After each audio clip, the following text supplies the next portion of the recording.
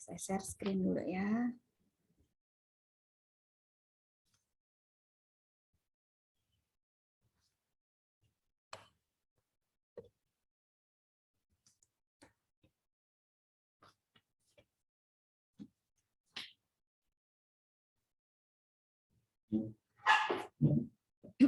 Oke, udah tampil ya di kalian untuk PowerPoint-nya. Jadi untuk topik mengenai derivatif ini akan dibahas dalam 2 kali pertemuan ya. Jadi mungkin dalam minggu ini kita akan membahas dua-duanya adalah mengenai derivatif ya. Nah, hari ini baru masuk ke pengantar terlebih dahulu. Jadi pembahasan awal apa sih sebenarnya derivatif yang dimaksud di sini, yang dibahas ya, termasuk di sini mungkin untuk akuntansinya seperti apa ya, tapi baru pengenalan awal jurnalnya. Oke, kita lihat dulu definisinya ya, definisi dari derivatif. Asal mula kata derivatif itu berasal dari bahasa matematika yang artinya turunan. Nah, turunan dari apa ya? Kalau mungkin kalian yang pernah main saham dan sebagainya, ataupun mungkin orang awam ya mengenal kata derivatif ya, seringkali kata ini dipakai untuk terkait dengan transaksi saham ya. Walaupun sebenarnya bukan hanya terkait dengan itu ya. Nanti hari ini kita akan belajar ada berbagai jenis derivatif yang akan kita bahas di AKL 2 ini ya. Jadi ini merupakan suatu instrumen keuangan ya. Jadi instrumen keuangan yang dipakai oleh perusahaan dan umumnya di sini bisa terkait di pasar modal begitu ya. Jadi dia ini merupakan suatu, jadi nilainya ya, nilai derivatif ini tergantung dengan kepada nilai variabel yang mendasari atau qualifying items. Jadi ada hal yang kita jadikan suatu dasar gitu ya untuk mengukur ya. Ini menjadi suatu patokan gitu ya supaya perusahaan itu ada suatu kepastian ya. Nah, untuk derivatif ini dia tidak memerlukan suatu investasi. Maksudnya investasi itu dalam jumlah yang besar ya. Jadi di sini dia perusahaan itu hanya mengeluarkan uang relatif kecil dibanding dengan yang dilindungin ya. Kalau mungkin dalam bahasa Indonesianya di sini tuh ini kita akan bicara mengenai suatu perlindungan terhadap nilai transaksi. Ya, mungkin bahasa gampangnya gitu, perlindungan terhadap nilai transaksi. Jadi kalau kita melakukan suatu investasi, nilai yang kita butuhkan itu besar untuk melakukan investasi tersebut, pembelian investasi. Nah, yang derivatif di sini, instrumen keuangan di sini itu adalah berbagai macam instrumen untuk melindungi investasi kita. Ya. Nah, derivatif ini akan diselesaikan di masa yang akan datang. Oke. Dikatakan di sini bahwa instrumen derivatif itu digunakan untuk meminimalkan resiko. Ya, resiko terhadap apa? Resiko terhadap suku bunga, kurs mata uang, kemudian bisa berupa harga saham ya, termasuk juga harga komoditas ya. Mungkin bahasa gampangnya gini dia, atau mungkin contohnya ya sebelum kita masuk ke satu persatu dari jenis derivatif ya. Misalnya suatu perusahaan dia mau membeli emas atau perak gitu. Nah, harga komoditas ini kan akan berfluktuasi ya, tergantung dari supply dan demand. Misalnya perusahaan ini dia mau membeli di akhir tahun, katakan ya sekarang ini bulan Mei ya, akhir tahun dia ada suatu keperluan sehingga dia diharuskan untuk membeli katakanlah emas ya, katakanlah 1 kilo misalnya ya. Nah, karena ini masih bulan Mei, kita kan nggak tahu di bulan Desember ini nanti apakah harga emas itu akan mengalami kenaikan ya atau penurunan ya. Jadi serba nggak jelas karena memang ini kan diperdagangkan di pasar bebas ya.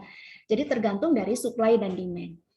Padahal perusahaan itu kan butuh suatu kepastian. Ya, dia harus tiap bulannya harus membuat di dalam laporan keuangan ya posisi aktivitas perusahaan itu apakah dia mengalami keuntungan ataukah kerugian gitu ya. Nah, itu kan harus dibuat di dalam laporan sehingga dia butuh suatu kepastian apakah saya ini nanti ada suatu keuntungan atau kerugian dengan kita kewajiban membeli emas 1 kilo di bulan Desember. Nah, karena adanya ketidakpastian harga di sini, sehingga mereka itu bermaksud melindungi transaksi dia untuk membeli emas sebesar 1 kilo di bulan Desember.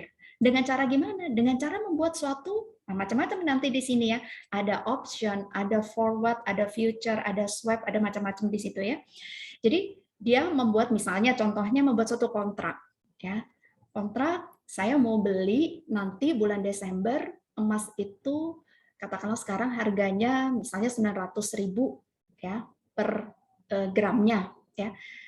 Saya perkirakan di bulan Desember harganya 950.000. Ya, saya membuat suatu kontrak perjanjian, saya mau beli emasnya itu nanti di Desember dengan harga 950.000. Jadi perusahaan itu ada suatu kepastian. Bulan Desember dia akan mengeluarkan uang 950.000 kalikan berarti kalau 1 kilo 1.000 ya, kalikan itu ya. Jadi ada suatu kepastian berapa biaya yang akan dia keluarkan di bulan Desember nanti. Masalah harganya dia naik ya lebih tinggi dari itu, berarti dia nggak ada suatu kewajiban untuk mengeluarkan yang lebih besar ya. Ataupun misalnya katakan harganya lebih rendah dari nilai kontraknya ya.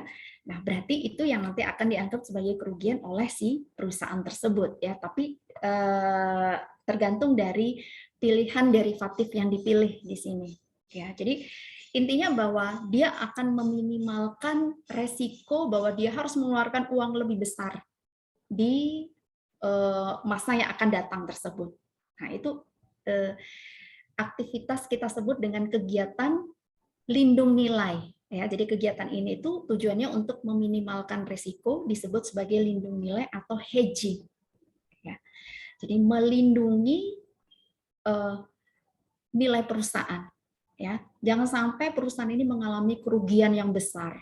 Ya, jadi kerugiannya itu diminimize. Jadi perusahaan itu bisa mengukur bahwa dengan kondisi seburuk-buruknya, katakan misalkan ada penurunan nilai emas misalnya di bulan Desember nanti, saya paling tidak ruginya hanya sebesar sekian gitu. Ya, jadi dia sudah tahu rugi maksimal saya berapa. Tapi bisa juga saya mengalami keuntungan yang lebih tinggi gitu. Ya, nah itu yang akan kita bahas hari ini itu suatu aktivitas perusahaan dalam rangka meminimalkan resiko perusahaan itu yang kita sebut dengan hedging. Ya. Nah, bentuk instrumen derivatif di sini yang paling populer, ya, yang akan dibahas di sini di akal 2 itu ada 4, yaitu option, ya, forward, future, dan swap. Ya. Oke, kita bahas satu-satu ya. Apa yang maksud dengan option, forward, future, dan swap tersebut? Ya. Kita mulai dari option terlebih dahulu. Option ya, dalam bahasa Indonesianya mungkin kita bisa sebut sebagai opsi. Opsi itu berarti intinya dia pilihan ya, merupakan suatu pilihan. Jadi dari definisi option sendiri ini disebut bahwa ini merupakan suatu kontrak atau perjanjian yang memberikan hak, bukan suatu kewajiban ya, jadi memberikan hak kepada yang membeli option tersebut, ya, kepada pemilik option tersebut untuk membeli atau mungkin menjual suatu item. Jadi bisa tergantung dua pilihan. Dia membeli opsi beli atau opsi jual, ya. Bisa membeli atau menjual suatu item tertentu, ya. Apa yang dibeli atau dijual bisa berupa suatu komoditas. Komoditas itu ya tadi ya contohnya misalnya tembaga, emas, perak, ya, nikel, ya. Itu kan suatu komoditas yang kita tahu dia ada juga bursa komoditas tersendiri di situ ya. Ataupun mungkin instrumen keuangan ya, ataupun instrumen ekuitas seperti misalnya saham ya. Kemudian kontrak atau perjanjian ini ya dilakukan di suatu harga tertentu dan periode tertentu. Ya, jadi misalnya dia membeli opsi untuk menjual di harga katakanlah Rp10.000 ya. Periodenya misalnya nanti 31 Juli misalnya. Jadi ada suatu tanggal tertentu, ada suatu harga tertentu. Ya. Tapi namanya option, berarti ini adalah suatu pilihan, hak untuk memilih ya. Apakah dia mau mengeksekusi menggunakan haknya atau tidak. Ya, jadi option atau opsi ini berarti dia ada suatu pilihan apakah nanti di tanggal yang ditentukan itu dia mau menggunakan haknya atau tidak, ya. Nah, opsi ini ada dua macam, ada call option, ada put option. Call itu hak beli, put option itu hak jual. Ya. Jadi kalau hak beli ini di suatu tanggal tertentu yang ditentukan dalam kontrak atau perjanjian, ya, pemilik opsi itu bisa menggunakan haknya untuk membeli komoditas misalnya ya, membeli komoditas tadi di harga yang disepakati, ya, di harga yang tertera dalam kontrak. Ya, atau dia bisa punya pilihan nggak mau menggunakan, ya. Kalau ternyata harga pasaran itu ternyata lebih rendah, ya, mendingan kan kita beli di pasar, ya kan? Mendingan kita membelinya di luar dari kontrak itu. Kita nggak beli di pihak yang kita janjikan kontrak ini, kita beli aja di luar gitu. Ya. Atau hak menjual berarti di tanggal tertentu kita punya hak untuk menentukan apakah kita mau menjual kepada pihak yang sharing kontrak kita ini tadi, ya, partner kontrak kita, ya, di harga yang disepakati. Kalau misalnya kita tahu bahwa harga di pasaran ternyata lebih tinggi, ya kita nggak akan menggunakan hak kita, ya, kita mendingan jual aja di pasar, ya, kita bisa mendapatkan nilai yang lebih tinggi. Nah, itu seperti itu. Nah, berarti apa dong keuntungan pihak si partner option ini tadi? Kan ini berarti kan yang namanya kontrak atau perjanjian kan ada pihak yang membuat janji ini tadi, yang membeli option atau mau menjual option ini tadi ya. Terus ada pihak lain di sini, partner optionnya ya kan? Pasti ada pihak yang dia mau untuk diperjanjikan ini tadi. Ya, berarti rugi dong dia. Enggak juga. Karena untuk membuat suatu kontrak atau perjanjian ini pasti ada premi yang harus dibayarkan. Ya, ada premi yang harus dibayarkan. Jadi misalnya dia membeli call option, pasti dia akan membayar sejumlah premi di awal. Gitu. Ya, jadi apa keuntungannya untuk si partner dari si option itu? Ya karena mereka adalah perusahaan yang memang bergeraknya di bidang itu ya. Dia tentunya ada suatu perhitungan tersendiri karena memang dalam berbisnis seperti ini kan ada resiko ya. Kalau misalnya si pembeli opsi ini tadi nggak jadi menggunakan, paling tidak kan dia sudah mendapatkan keuntungan dari premi opsi ya bagi si partnernya ini tadi ya. Tapi kalau dia mau menggunakan, ya itu berarti bagi dia ya suatu kerugian. Tentunya dia pasti akan sudah melindungi juga ya. Mungkin dia membuat kontrak lagi dengan pihak lain dan sebagainya. Ya. Oke, jadi yang kita bahas di sini tentu dari sisi perusahaannya ya, yang membeli call option itu, atau mungkin dia membeli untuk put option, menjual suatu haknya misalnya. Ya. Yang kita bahas nanti dari sisi perusahaannya. Oke. Nah, option ini sendiri ada dua jenis. Ada American option, ada European option. Ya. Kalau American option itu dia bisa di-exercise atau bisa dilakukan kapan saja di antara waktu yang disebutkan di dalam kontrak perjanjian itu sampai dengan tanggal jatuh tempo. Contoh misalnya ya, saya membuat opsi di sini kontraknya itu sampai dengan pertanggal 31 Juli. Sekarang kan bulan Mei ya. Jadi harusnya kontrak itu dia kontrak untuk misalnya menjual ya di tanggal 31 Juli misalnya. Tapi karena saya misalnya butuh ya bulan Juni saya mau menjual boleh-boleh aja. Itu kalau untuk American option. Ya, tapi kalau European option ini hanya dapat dieksersis di suatu tanggal tertentu yang disebutkan di dalam kontrak. Jadi sifatnya fix. Nah, tentunya di sini pasti preminya beda ya.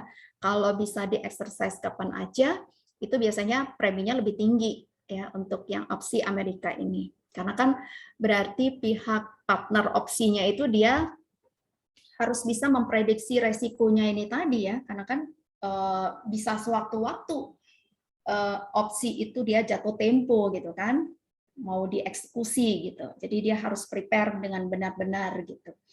Ya. Jadi preminya biasanya lebih tinggi.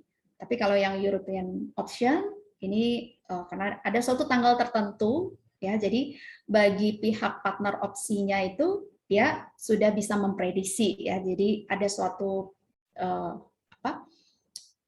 jangka waktu yang bisa dia pakai untuk bisa memprediksi kira-kira nanti itu pada tanggal yang dijanjikan ya apakah dia akan mengalami keuntungan atau tidak. Ini bagi si partner option-nya ya.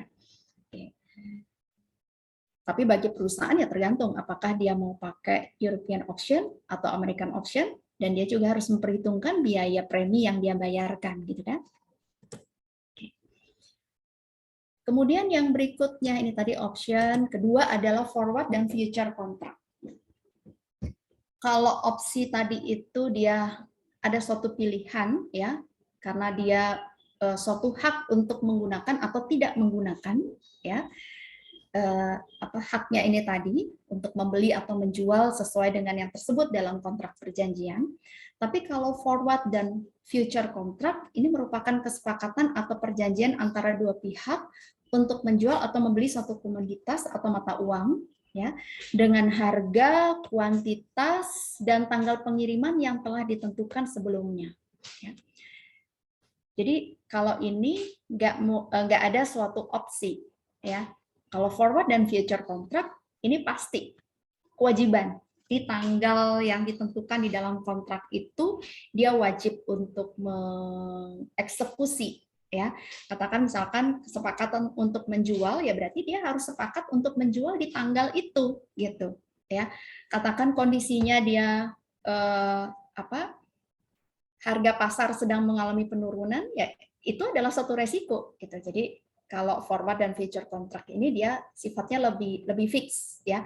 Dari sisi harganya dia sesuai dengan yang tertera dalam kontrak, kuantitasnya juga, tanggal yang ditentukan itu juga sesuai dengan yang ada dalam perjanjian kontrak tersebut. Ya. Terus apa bedanya? Karena di sini ada forward dan future. Ya. Bedanya adalah kalau forward itu dia sifatnya lebih fleksibel ya. Tapi kalau future itu dia terstandarisasi. Ya, terstandarisasi itu karena dia ada suatu bursa yang memperdagangkan. Ya. Jadi future contract lebih terstandar dalam hal tanggal penyerahan, kuantitas barang, dan lokasi penyerahan. Ya. Jadi kalau future itu misalnya karena dia ada bursa tertentu ya. Nah, di dalam bursa itu katakanlah misalkan gini. Dia mau membeli future kontrak tadi emas misalnya ya itu dia ada suatu standar misalnya emas yang diperdagangkan di dalam future kontrak itu dia untuk per 100 gram misalnya nggak bisa kita milih saya mau membeli future kontrak untuk 105 gram misalnya nggak bisa seperti itu karena sudah ada ketentuannya di dalam bursa misalnya untuk emas itu yang bisa dikontrakkan di sini ya, yang bisa diperjanjikan itu per 100 gram misalnya gitu. Ya, jadi kuantitasnya ditentukan ya. Jadi ada suatu standarisasi. Beda dengan kalau forward. Kalau forward itu lebih fleksibel, tergantung dari kedua belah pihak yang membuat suatu perjanjian. Jadi pihak yang membuat perjanjian ini dia maunya yang diperjanjikan apa ya. Nilainya berapa itu tergantung dari kesepakatan itu kalau forward dan itu dilakukan berarti di luar bursa ya karena tidak ada suatu standarisasi ya tergantung dari kesepakatan atau perjanjian kedua belah pihak. Oke. Nah kontrak future ataupun forward ini itu bisa diselesaikan dengan dua macam ya ada istilahnya namanya gross settlement. Ada yang kedua istilahnya net settlement. Kalau gross settlement itu dia harus diselesaikan kan sesuai dengan perjanjian kontrak itu ya. Jadi kalau misalnya perjanjian kontrak itu tadi menyebutkan bahwa pada tanggal tertentu mereka sepakat untuk melakukan pembelian, ya misalnya si perusahaan dia membeli future atau forward kontrak untuk membeli katakan tadi emas gitu ya, emas di harga misalnya 950.000 per gram misalnya. Berarti pada tanggal yang ditentukan itu nanti si pihak partner forward atau future itu dia harus menyediakan emas sebesar yang disepakati ini tadi ya dengan harga sih 950.000 itu tadi. Ya, jadi benar-benar nanti ada barang yang dipertukarkan di sini, itu yang disebut dengan gross settlement. Sedangkan kalau untuk net settlement itu bisa diganti dengan selisih uang. Ya, jadi nggak harus berupa barang, tapi bisa diganti dengan selisih uang. Ya, selisih uang seperti apa? Seperti misalnya gini, tadi di dalam kontrak itu sudah disepakati untuk misalnya perusahaan akan membeli emas tadi dengan harga 950.000, ya. Sementara harga di pasaran pada tanggal 31 Desember itu akhir tahun, misalnya kan ini kesepakatannya akhir tahun misalnya. Harga emas di pasaran itu menjadi 970 misalnya. Nah, bagi pihak yang membeli future atau forward ini kan sebenarnya bagi perusahaan menguntungkan ya. Dia bisa membeli emas di harga 950.000 ya. Sementara harga pasar 970.000. Nah, berarti si partner forward atau future ini tadi ya, kalau dengan gross settlement dia harus menyediakan emas tadi sesuai dengan perjanjian. Tapi kalau dia net settlement, dia tinggal mengganti aja di sini selisihnya ya. Berarti perusahaan itu diperbolehkan untuk membeli di harga pasar, membeli di luar, nggak perlu beli ke partnernya ini tadi ya. Nah, kalau membeli di harga pasar atau di pasaran berarti kan harganya lebih tinggi. Nah, harga selisih harganya itulah yang harus dibayar oleh si partnernya. Jadi partnernya tinggal ngasih, selisihnya tadi 20.000 per gram, ya kan? Di pasaran 970, sementara harga kontraknya 950. Jadi 20.000 dikalikan dengan berapa gram tadi perjanjiannya gitu. Nah, itu kalau net settlement tinggal nanti diberikan berupa uang cash. Ya, tapi kalau gross settlement ini harus ada barang yang diberikan. Ya. Oke. Ini ada contohnya. Ini kalau yang future dulu ya, future yang lebih terstandar. Nih. Misalnya, ini yang future, contoh future. Misalnya kita akan melindungi pembelian perak sebanyak 110.000 ons di masa yang akan datang. Di dalam future kontrak, karena dia lebih terstandarisasi ya di bursanya, bursa komoditas itu, dia hanya ada kontrak untuk pembelian perak per 25.000 ons. Jadi perusahaan itu kalau dia mau melindungi pembelian perak dia di masa yang akan datang ini, dia bisa membeli 4 buah kontrak. Ya. 4 buah kontrak berarti 25.000 kalikan 4, 100.000 dong. Ya kan? Terus 10.000 sisanya gimana? Ya udah berarti 10.000 itu tidak dilindungin. Yang dilindungin itu sebesar 100.000-nya sesuai dengan nilai kontraknya. Ya, berarti ini disebut sebagai under hedge. Ya, under hedge atau kurang perlindungan gitu ya. Kalau mungkin bahasa Indonesianya ya. Jadi under hedge. Atau mungkin bagi perusahaan itu dia saya mau ini deh, pokoknya seluruh pembelian saya itu harus terlindungin. Ya udah, berarti mau nggak mau dia harus beli 5. Ya. 5 kali 25 berarti 125.000. Ada kelebihan 15.000 overhead. Ya. Nah, berarti tergantung dari perusahaan. Kalau prediksi perusahaan di masa yang akan datang itu harga perak itu akan naik terus, ya udah nggak apa-apa dia mungkin overhead seperti itu. Ya, yang penting dia bisa perkirakan jangan sampai dia mengalami kerugian di sini. Ya. Oke. Tapi kalau dengan forward kontrak, karena dia tidak terstandarisasi, ya, dia bisa langsung kesepakatan antara dua belah pihak ini tadi, karena tidak diperdagangkan di bursa ya, jadi berarti antar entitas ini aja, ya, mereka bisa langsung mengikat kontrak 110 ons misalnya di masa yang akan datang. Ya, jadi bedanya di situ. Kalau untuk yang lain-lainnya sama, ya. Kemudian di sini misalnya untuk mengurangi resiko naiknya harga minyak, ya. Mengurangi resiko naiknya harga minyak mentah, Oil Corporation dia mengikat kontrak forward dengan spekulator untuk membeli 10.000 barel minyak dengan harga 900.000 per barel, ya, yang akan diselesaikan dalam waktu 3 bulan mendatang.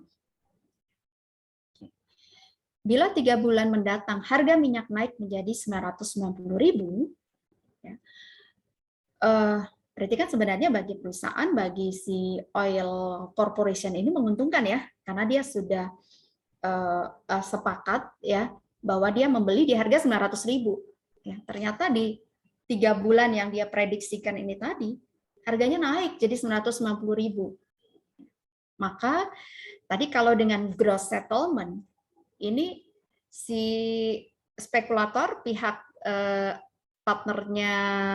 partner forward ini tadi, dia harus ganti berupa minyak 10.000 barel dia harus sediakan, ya, nggak peduli di harga berapa. Ya. Pokoknya si Oil Corporation dia membeli 10.000 barel di harga 900.000. Itu kalau dengan gross settlement.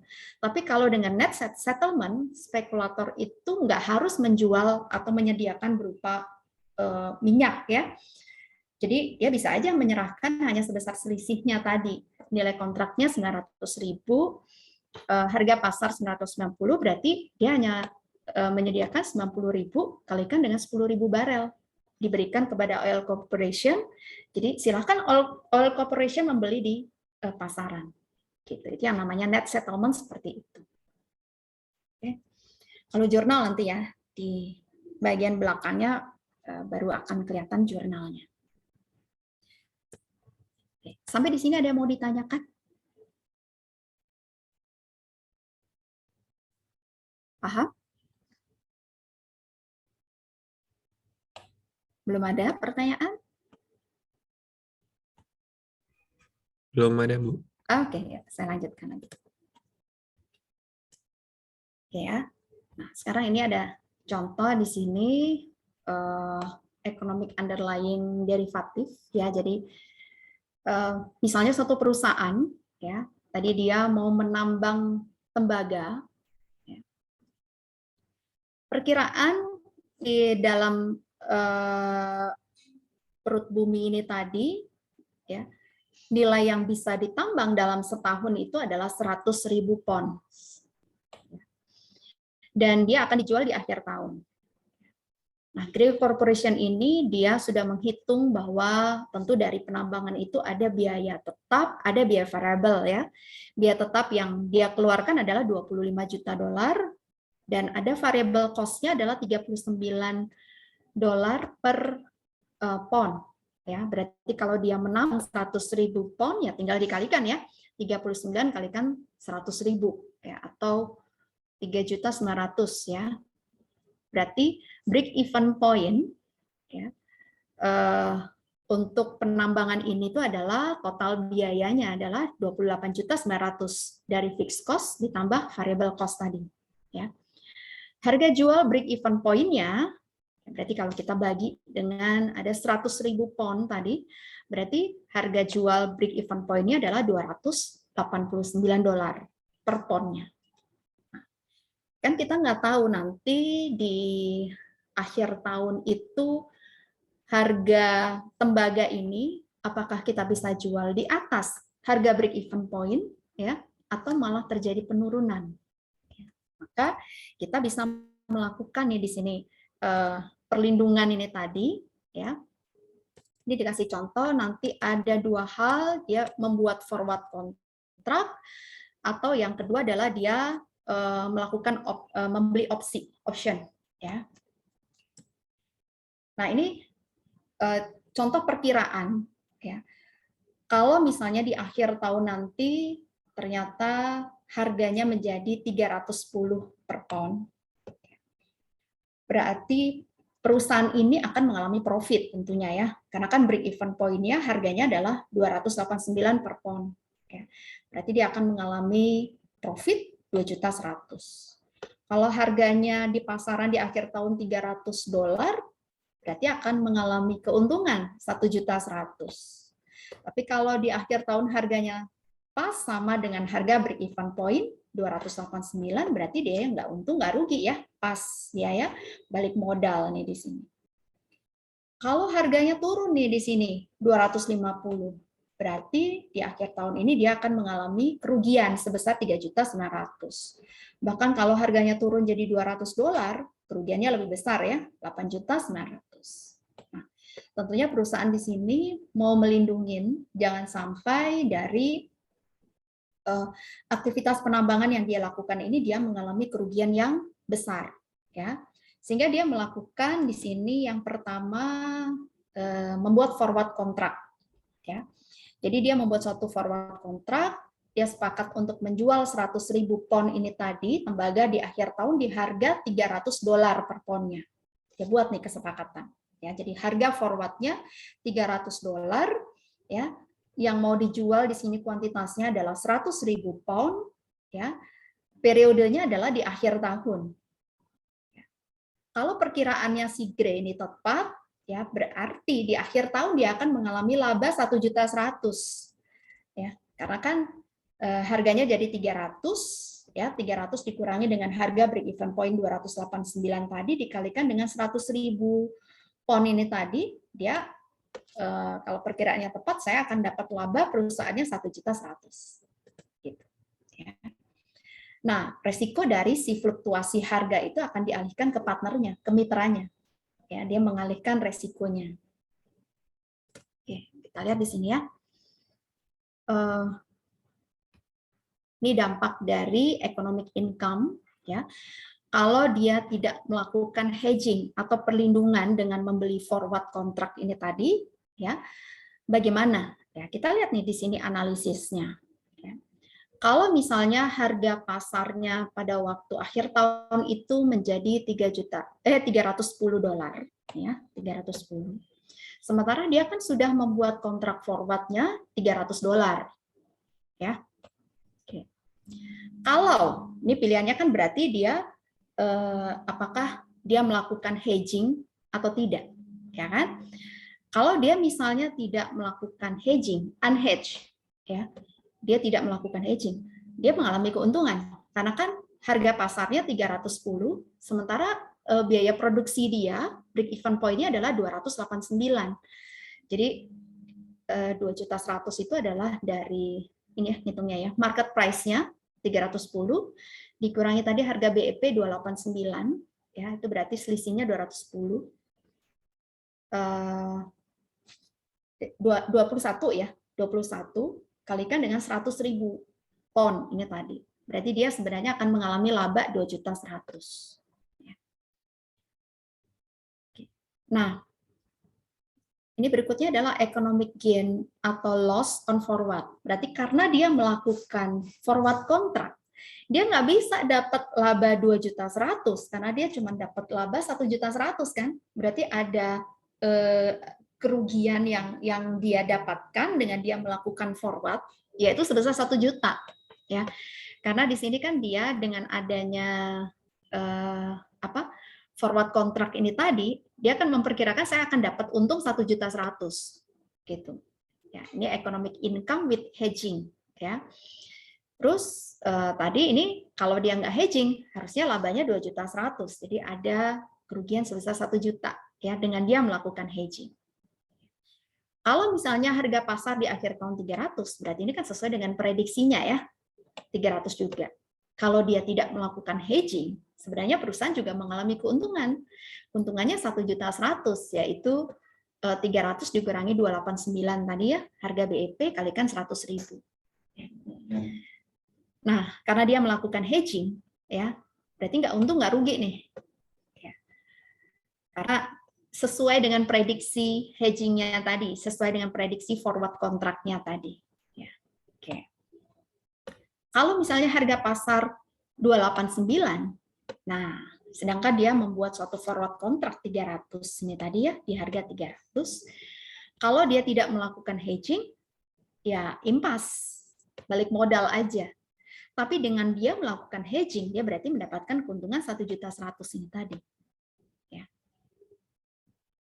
Oke, sesuai dengan prediksinya ya, 1.100.000. Sementara kalau misalnya harga pasarnya 250 turun berarti ya, di bawah dari break even point dia, karena dia sudah melakukan hedging 300, ya, berarti kalau perusahaan tidak melakukan hedging, ya, dia akan mengalami kerugian di tahun itu. Ya, kerugiannya adalah sebesar 250 dikurangin 289 ya, 39 per poundnya, kalikan 100.000 pound, berarti 3.900.000 kerugiannya. Sehingga dengan dia melakukan hedging, sebenarnya dia mengalami keuntungan secara ekonomis yaitu sebesar 5 juta. Ya. Dari mana 5 juta? Keuntungan dia dari nggak jadi rugi 3.900.000 ditambah dengan keuntungan karena dia melakukan hedging di harga 1.100.000 di harga 300 tadi ya, economic income-nya ini tadi 1.100.000 ya. Jadi dia sebenarnya ada keuntungan ekonomis 5 juta. Atau bahkan misalnya kalau harga pasar jadi $200, kalau dia tidak melakukan hedging, loss-nya gede banget nih, 8.900.000. Dari 200 dikurangi 289 ya, berarti kan udah minus 89 per poundnya, kalikan 100.000 pound. Ya. Berarti dengan dia melakukan hedging, ada suatu laba ekonomisnya di sini, ya sebesar 10 juta, yaitu dia nggak jadi rugi 8.900.000 dan keuntungan sebesar 1.100.000 ini tadi. Ya, jadi sebesar 10 juta. Gitu ya. Oke. Lanjutkan lagi ya. Ini tadi kalau dia membuat suatu forward kontrak. Ini kan, membuat forward kontrak. Tapi bisa juga grey itu misalnya saya nggak forward kontrak deh, saya membeli option aja ya. Oke. Contoh di sini misalnya dia membuat kontrak put option. Put option itu berarti kontrak opsi untuk menjual ya. Opsi untuk menjual sebesar 100.000 pound tembaga di akhir tahun dengan harga $300 per poundnya. Kalau nanti harga pasarnya itu kurang dari 300.000 per pound, ya, maka ya mending kita eksekusi, ya, kita gunakan hak kita. Tapi kalau harga tembaganya lebih dari 300.000 per pound, ya udah berarti kita nggak jadi eksekusi, kita tidak gunakan hak kita. Ya. Cuman kalau put option itu dia ada premi yang harus dibayar. Contoh di sini misalnya ya, harga opsi, nah ini yang namanya preminya ya. Preminya adalah 10,5 per pound. Dan ini disepakati di sini exercise price-nya atau harga opsinya adalah $300. Ya. Jadi kita lihat di sini nih, kemungkinan-kemungkinan yang terjadi ya. Kalau misalnya harga pasarnya adalah 340, ya. Sementara tadi harga opsinya kan 300. Mending mana seperti ini? Kita gunakan hak kita atau tidak? Mendingan enggak. No exercise. Kenapa ya? Kita jual di pasaran bisa dapat lebih tinggi, ya kan? Karena dia sifatnya option, sifatnya opsi, pilihan, ya. Mendingan saya nggak pakai hak saya jual aja di pasar, bebas. Ya. Nah, kita hitung nih berarti kerugian yang saya derita berapa atau keuntungan yang saya dapatkan berapa dengan kalau misalnya harga pasar 340 ya. Berarti saya tidak melakukan exercise ya. Kalau misalnya saya tidak hedging, artinya saya tidak membeli opsi put option ini tadi, saya untung 5.100.000 nih. Dari mana 5.100.000? Tadi harga BEP saya 289 ya. Saya bisa jual di pasar bebas 340. 340 dikurangi 289 berarti selisihnya 51 per pound. 51 kalikan 100.000. Saya dapat laba 5.100.000. Ya. Economic gain on option exercise nggak ada. Kenapa nggak ada? Karena saya tidak menggunakan hak saya. No option. Ya. No kita tidak exercise si put option ini tadi. Ya. Jadi nggak ada economic gain dari option exercise. Cuman saya kan tadi sudah mengeluarkan biaya premi ya, 10,5 per poundnya. Berarti saya sudah keluar 1.050.000 untuk bayar premi membeli put option. Ya. Jadi kalau dihitung-hitung sebenarnya saya ini dari tidak menggunakan hak saya menjual di pasar bebas, saya sebenarnya mendapatkan keuntungan sebesar 4.050.000. Ya, 5.100.000 dengan saya menjual di pasar bebas 300 selisihnya ya 340 dikurangi 289 harga BEP kalikan 100.000, saya sebenarnya laba 5.100.000. Tapi jangan lupa saya kan udah bayar premi untuk membeli opsi ini tadi 1.050.000. Jadi sebenarnya laba saya dalam 4.050.000 economic income-nya. Ya. Tapi kalau harga pasar $300 sama dengan harga opsi saya, ini tadi lebih baik saya tidak menggunakan hak. Ya, kenapa saya nggak menggunakan hak? Karena saya jual di pasaran, saya dapat berarti 300 dikurangi dengan 289 harga BEP per poundnya, saya sebenarnya dapat keuntungan 11 pound.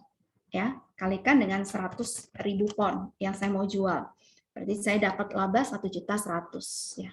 Kalau saya tidak melakukan hedging. Ya.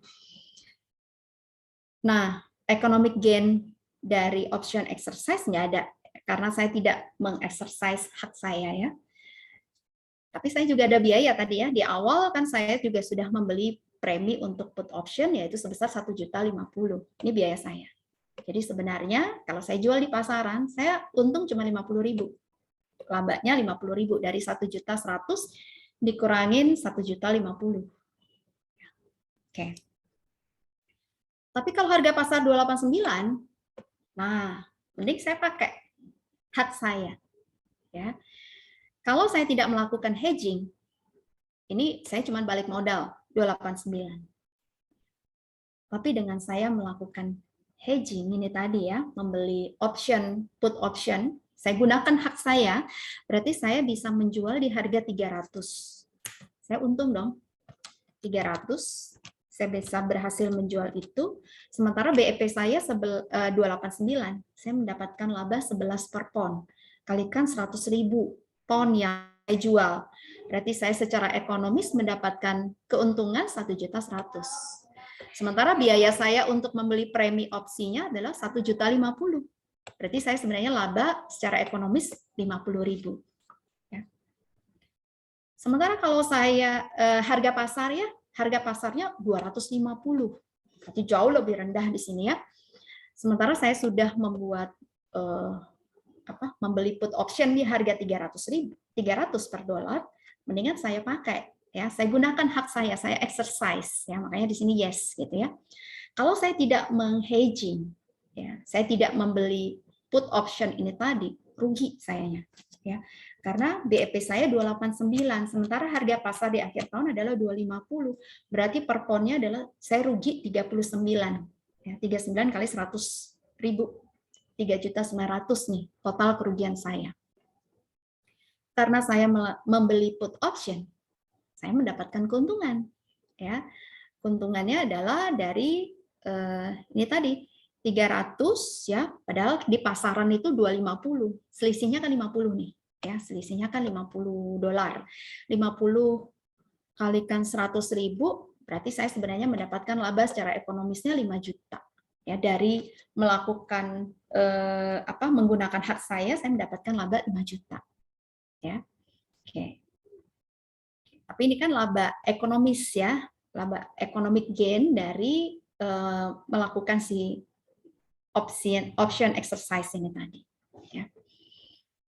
Nah, tapi kan ada biaya ya saya untuk membeli opsi ini tadi, put option, yaitu sebesar 1.050.000. Ya. Jadi untuk economic income, laba ekonomisnya, ya, saya nggak hanya mengurangkan 5 juta dikurangi 1.050.000 ya. Jangan lupa bahwa kalau misalnya saya tidak melakukan hedging, ya, ada kerugian sebesar 3.900.000. Jadi untuk menghitung laba ekonomisnya di sini ya, unhedged gain atau loss ya ditambah dengan economic gain atau loss on option exercise, kita kurangkan dengan cost of option. Jadi sebenarnya laba secara ekonomis juga 50.000 ya. Begitu juga dengan kalau harganya turun jadi 200 ya, sama seperti itu. Ya, jadi ini kondisi contoh misalnya ya, kita bisa mau menggunakan forward ya, seperti ini tadi ya, contohnya untuk kalau misalnya kita menggunakan forward ya, atau bisa juga kita menggunakan option ya. Option di sini bedanya dia ada preminya yang harus dibayarkan ya. Dan itu yang harus menjadi perhitungan apakah terjadi laba atau rugi dari transaksi kita ini tadi ya. Oke, terakhir adalah swap ya. Jadi option udah, forward dan future sudah ya, terakhir adalah swap. Swap di sini adalah suatu kontrak untuk menukar aliran arus kas yang sedang berlangsung ya. Yang paling umum swap itu adalah suku bunga. Jadi menukar resiko dari besarnya fluktuasi atau adanya fluktuasi suku bunga. Ya. Misal di sini perusahaan yang memiliki hutang dengan tingkat bunga variabel itu maksudnya tingkat bunganya bukan fix ya, tingkat bunganya berfluktuasi. Dia mungkin nggak menginginkan adanya suatu resiko kenaikan bayar utang nanti di masa yang akan datang. Ya. Sehingga dia membuat suatu kontrak swap. Ya. Tentu di sini ada suatu premi yang dibayarkan dengan counterpart-nya ya. Counterpart di sini atau pihak yang partnernya umumnya itu adalah bank ya. Jadi counterparty interest rate swaps itu adalah bank ya. Jadi dia membayar premi kepada pihak bank ya. Kemudian nanti berarti untuk selanjutnya ya dia akan membayarnya itu sesuai dengan yang ada dalam kontrak swap tersebut untuk suku bunganya ya. Contoh misalnya begini. Perusahaan dia memiliki utang $1 juta. Bunganya 8% ya. Dan dikatakan di sini akan disesuaikan dengan tingkat bunga pasar, berarti berfluktuasi. Ya. Karena dia perusahaan itu tidak menginginkan ketidakpastian ya. Sehingga dia buatlah suatu kontrak swap. Ya. Dia akan menerima atau membayar kenaikan atau penurunan tingkat bunga itu. Ya, jadi dia misalnya membuat suatu kontrak, ya dia hanya mau di sini di bunga 8% ya kepada pihak bank. Tentunya dia harus bayar ada suatu premi di situ ya. Jadi di sini misalnya kesepakatannya adalah 8% tadi ya untuk swap kontraknya ya. Di periode pertama kalau misalnya bunga pasarnya itu adalah 7%, berarti yang harus dibayarkan adalah 70.000. Ya, sebenarnya ya, pembayaran untuk bunganya itu 70.000. Ya, dari 7% kali 1 juta. Ya. Nah, cuman di sini karena dia sudah sepakat untuk bayar di harga 8% dengan membuat perjanjian swap ini tadi ya, mau nggak mau dia fix harus bayar tetap 80.000. Berarti pihak bank akan mendapatkan suatu keuntungan yaitu sebesar selisihnya 10.000. Ya. Kalau misalnya ternyata bunga banknya sama sesuai dengan yang kontraknya yaitu 8%, berarti yang harus dibayarkan 80.000 ya. Perhitungan dia juga memang sesuai ya 80.000 itu. Jadi dia nggak perlu bayar untuk tambahan lagi. Kalau ini tadi ya, yang pada waktu bunga 7% ya, berarti dia harus bayar tuh 80.000, di mana 70.000 kepada dia utangnya kepada siapa? Misalnya hutangnya kepada pihak lain gitu ya, dia bayar 70.000. Tapi karena dia sudah janji dengan pihak bank membuat suatu kontrak swap tadi dengan pihak bank, berarti sebesar 1% selisihnya 10.000 dia harus bayarkan kepada pihak bank. Ya. Artinya pihak bank ini tadi mendapatkan keuntungan karena sepakat untuk membayar bunga di harga 8%, ya ternyata tingkat suku bunga lagi turun gitu. Tapi kalau misalnya tingkat suku bunga mengalami kenaikan, katakan jadi 9%, perusahaan tetap 80.000. Jadi untuk membayar kepada pihak yang dihutangin perusahaan misalnya ya, kan harus bayar 9% ya. Itu berarti dari uangnya perusahaan 80.000, 10.000 lagi itu dibayar oleh pihak bank. Jadi pihak bank harus ngasih ke perusahaan 10.000 nih nanti untuk bayar kepada yang pihak yang dihutangin perusahaan gitu, karena di situ kan dia tingkat bunganya naik jadi 9%. Ya. Nah, itu jadi semacam kayak apa ya? Mengurangi resiko ya. Jadi perusahaan itu dalam melakukan operasional ya dia memang menginginkan adanya suatu kepastian ya bahwa biayanya kalau bisa fix ya supaya dia bisa menghitung sebenarnya laba perusahaan itu berapa ya. Perusahaan itu akan jauh lebih mudah untuk memperhitungkan cash flow-nya karena kalau dia ada suatu kepastian ya berapa total biaya yang harus dia keluarkan. Dan dia juga mudah untuk menghitung berapa sih sebenarnya harga pokok untuk saya, harga pokok penjualannya. Kalau sifat dari biaya-biayanya ini tadi itu fix.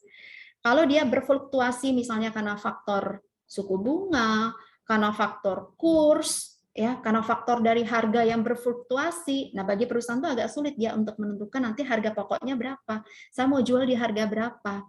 Jadi adanya suatu hedging atau aktivitas lindung nilai seperti ini itu memang dibutuhkan oleh perusahaan yang memang dalam aktivitasnya itu dia berhubungan dengan fluktuasi suku bunga, fluktuasi kurs, ya, fluktuasi dari suatu harga, gitu, ya. Sampai di sini ada yang mau ditanyakan?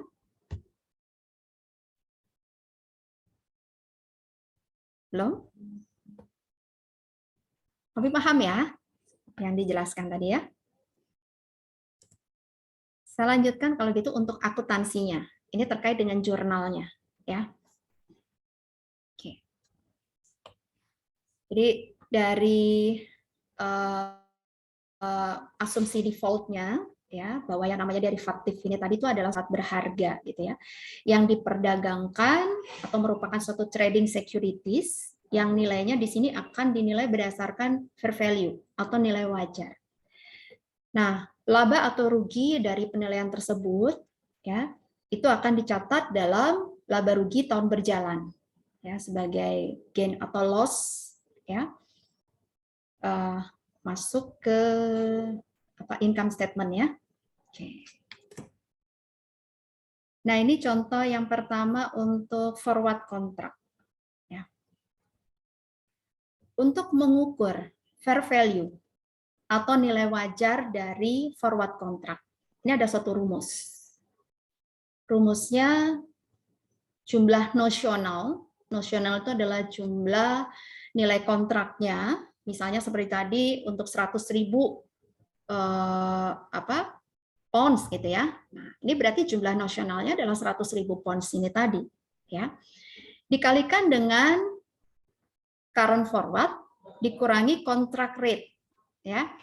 Current forward rate itu berarti nilai sekarang dari forward rate-nya berapa ya. Contract rate itu adalah rate atau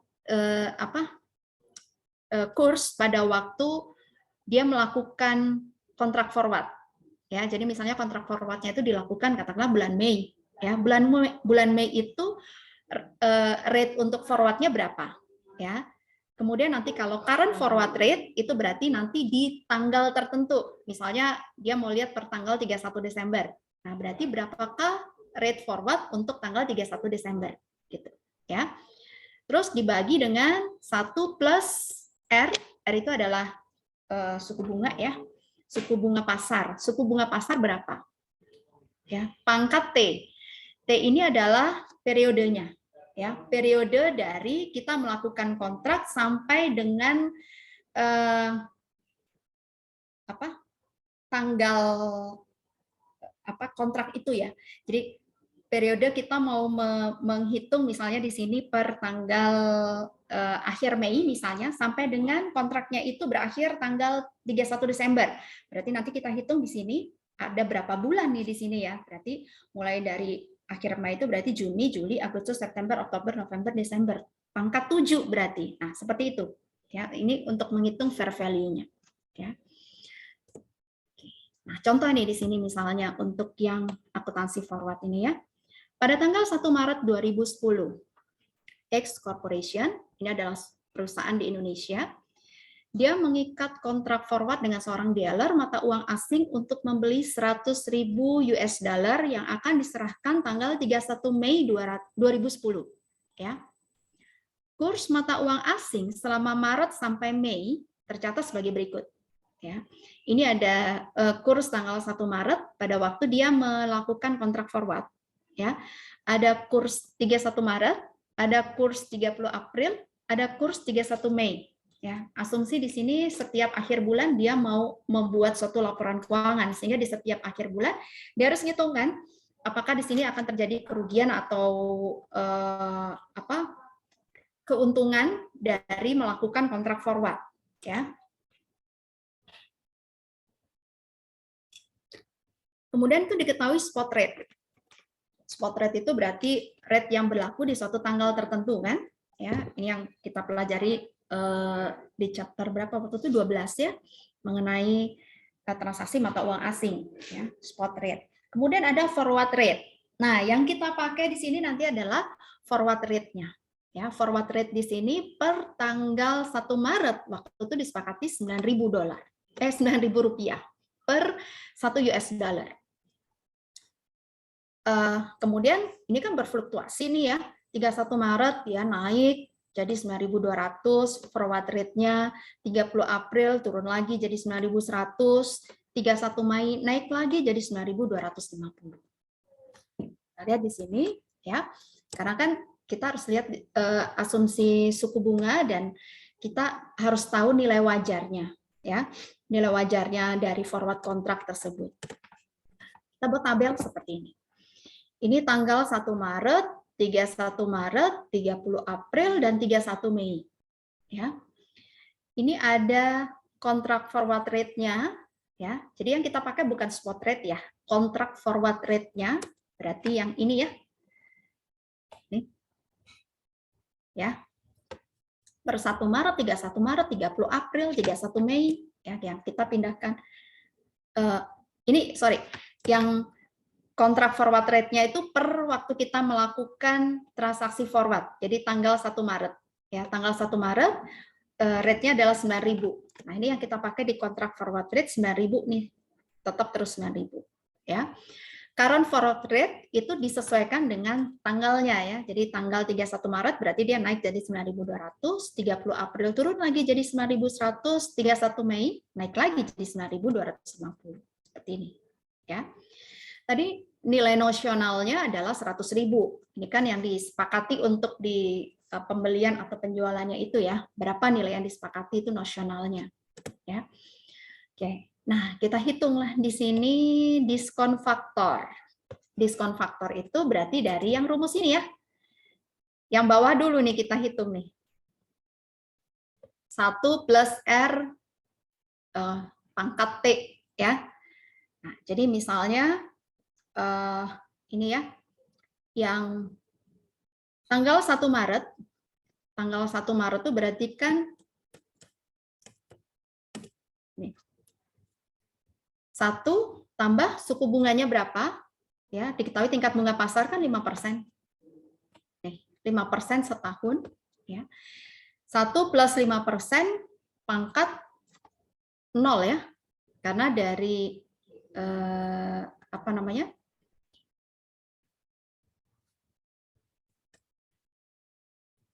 belum berjalan nih di sini ya, karena kan baru mulai kontraknya di sini adalah 1 Maret ya. Kemudian kita hitung diskon faktor di 1 Maret itu, berarti di sini kita masih belum hitung ini di sini ya, masih 0. Fair value-nya 0 ya. Perubahan dalam fair value 0. Kita nggak hitung di sini ya. Nah, kita hitungnya mulai dari 31 Maret ya. 31 Maret kita hitung diskon faktornya. Nih, seperti ini. Pakai rumus tadi yang bawah, tadi kan 1 plus R itu suku bunga, interest-nya, pangkat T. Ya. T ini adalah jangka waktu dari yang periode kita membuat ini sampai dengan berakhirnya kontrak. Ya, sampai dengan berakhirnya kontrak. Tadi berakhirnya kontrak tanggal 31 Mei. Berarti dari tanggal 31 Maret ke 31 Mei itu kan 2 bulan, ya. 30 April, 31 Mei. Berarti di sini 1 plus 5% itu kan tingkat bunga per tahun, ya kan? Karena di sini kita mau menghitungnya bulan, ya. Karena dari 1 Maret ke 31 Maret, 30 April ini berarti kan untuk bulanan. Sedangkan suku bunga di sini yang diketahui adalah setahun. Berarti kita harus hitung suku bunga 1 bulan berapa. Makanya di sini dibagi 12 ya. 5% per 12 ya, tambah 1 pangkat 2. Ya. 2 itu adalah karena dari 31 Maret ke 31 Mei, 2 bulan. Jadi angkanya adalah 1,008350. Untuk 30 April, diskon faktornya adalah 1 plus 5% bagi 12, pangkat 1. Berarti 1,004167. Ya, pangkat 1 karena dia cuma 1 bulan. Ya. Sedangkan untuk 31 Mei, pangkatnya 0. Karena dari 31 Mei ke 31 Mei berarti kan pangkat 0 ya. Berarti sama dengan 1. Nah, ini kita pakai untuk menghitung di sini rumusnya. Rumusnya tadi kan ini ya. Current forward rate dikurangi contract rate ya, dibagi dengan diskon faktornya tadi kalikan dengan jumlah nosional ya. Berarti ini tadi ketemu 19.834 itu selisihnya ini ya. Berarti 200 rupiah ya. 200 dibagi dengan ini 1,008350 ya. Jangan lupa dikalikan dengan angka nasionalnya 100.000. Nah, kalian hitung aja pakai kalkulator ya. 100.000 kali 200 dibagi 1,008350. Ketemulah angka ini 19.834.383. Ya. Oke, berarti perubahan dalam fair value dari yang tadinya 0, fair value-nya di tanggal 1 Maret menjadi 19.834. Ada kenaikan sebesar 19.834. Ya. Jurnalnya gimana? Nah, kita langsung ke jurnal ya. Karena kan di sini berarti sebenarnya perusahaan mengalami ada suatu keuntungan ya. Ini dikatakan di sini, tanggal 1 Maret tidak ada jurnal yang dibuat. Karena pada waktu itu kontrak rate dan forward rate sama sehingga belum ada fair value dari kontrak forward ya. Jadi pada waktu tanggal pembuatan kontrak forward itu tidak ada jurnal ya.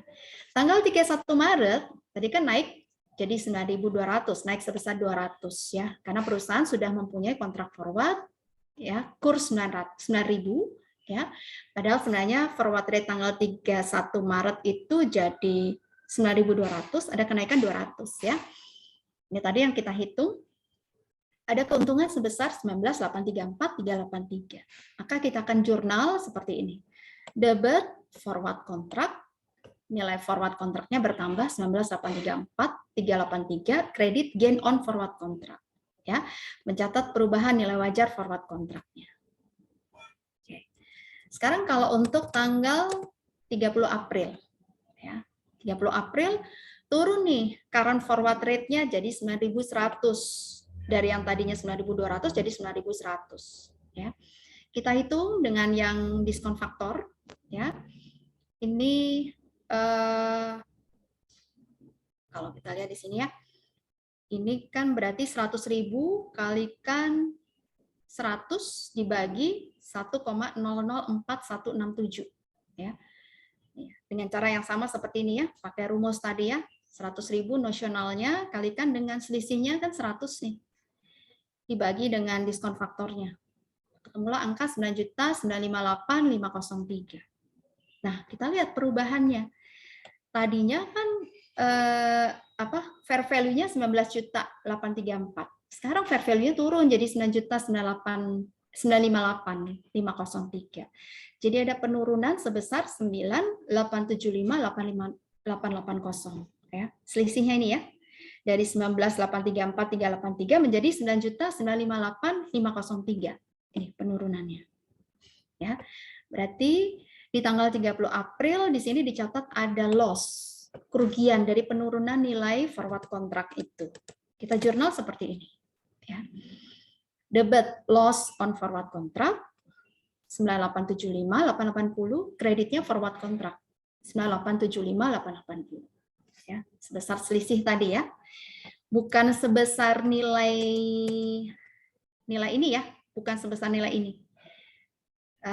Tapi change-nya, penurunannya yang kita jurnal ya. Karena kan di sini berarti mengalami penurunan nilai sebesar 9875 880. Ya.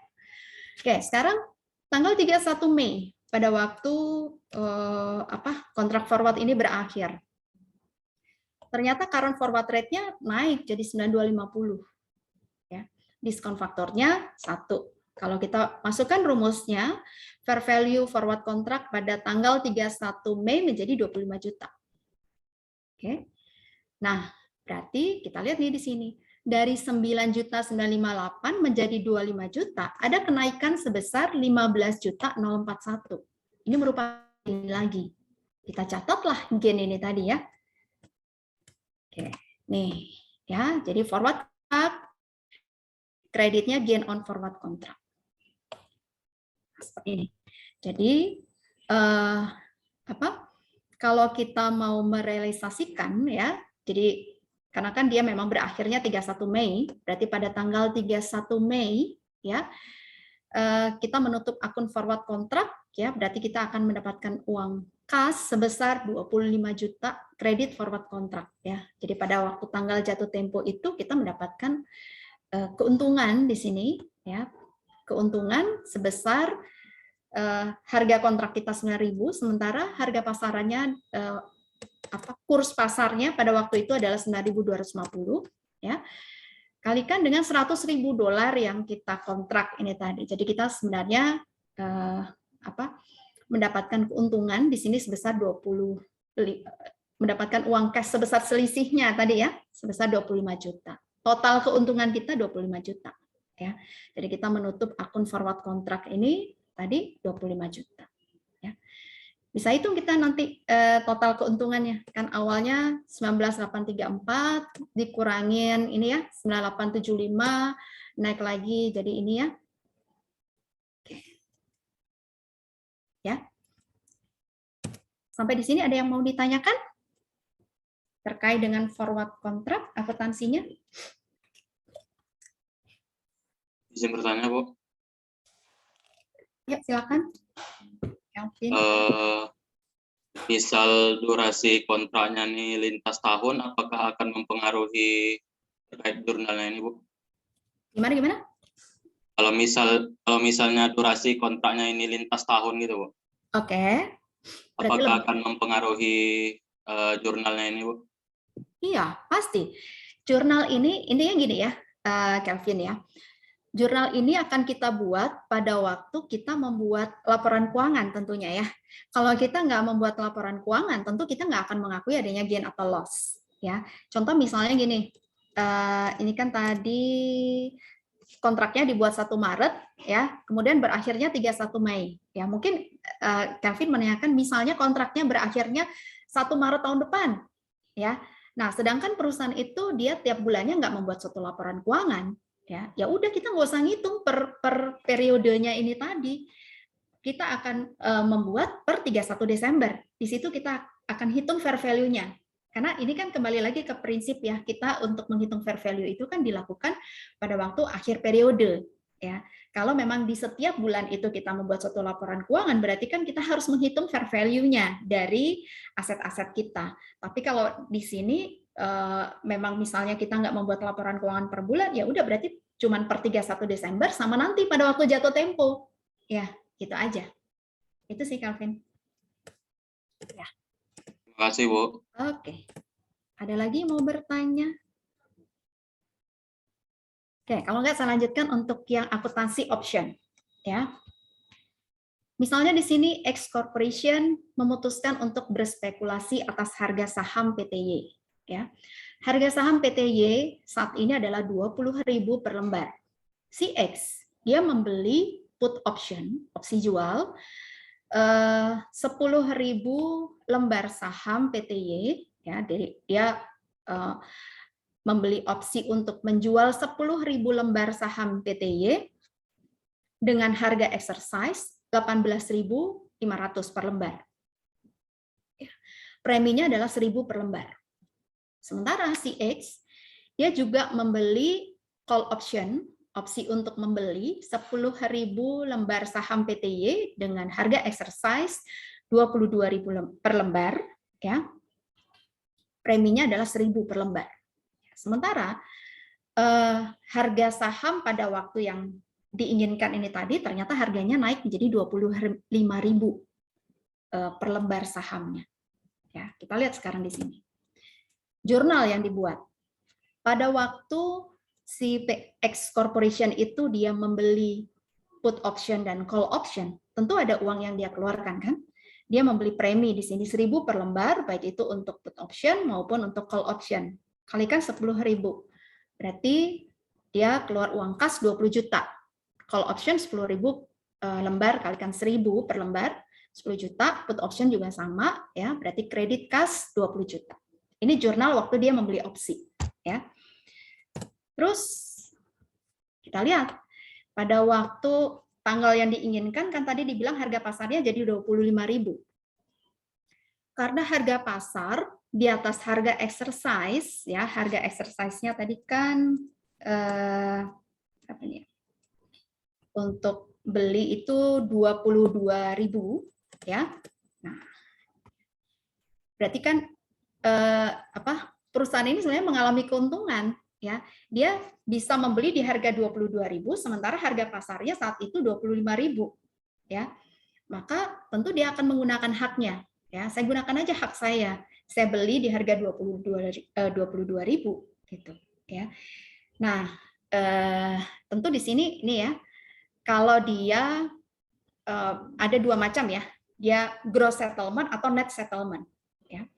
Kalau gross settlement itu berarti pihak counterpartnya forward contract ini tadi, option contract ini tadi, dia harus ngasih berupa lembar saham PTY ini tadi kan, dia harus menyediakan. Ini saya kasih ini sahamnya PTY sebesar sebanyak 10.000 lembar di harga 25.000. Itu kalau dia gross settlement.